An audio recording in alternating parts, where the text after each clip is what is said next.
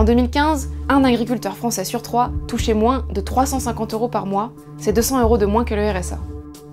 Conséquence, au mieux, les agriculteurs s'endettent pour survivre. Au pire, ils mettent simplement la clé sous la porte. En 50 ans, le nombre d'agriculteurs en France a ainsi été divisé par 4. Mais alors, pourquoi certains agriculteurs français n'arrivent-ils plus à vivre de leur travail? Eh bien à cause du libéralisme. Petit retour en arrière. Pendant longtemps, le marché agricole français a été très régulé. D'abord par l'État, puis très vite au niveau européen. C'est pour cette raison qu'a été créée la PAC, la politique agricole commune, mise en place dans l'Union européenne à partir de 1958.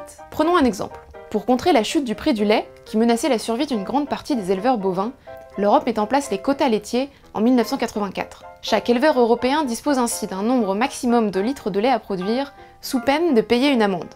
Résultat, moins de lait produit, et donc des prix qui restent hauts et stables. En France, beaucoup d'exploitations laitières ont longtemps survécu grâce aux quotas.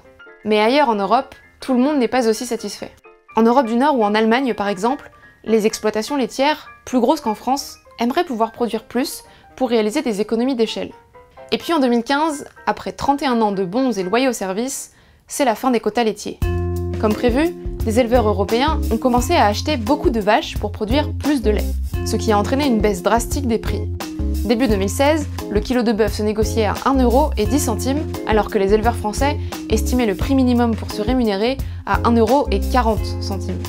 Pour survivre, une seule solution: grossir pour produire beaucoup et compenser la baisse des prix. C'est d'ailleurs ce qui est en train de se passer dans la plupart des filières agricoles.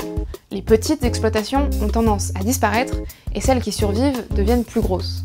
Résultat, les grandes entreprises agricoles représentent aujourd'hui 40% des exploitations contre 12% en 1988.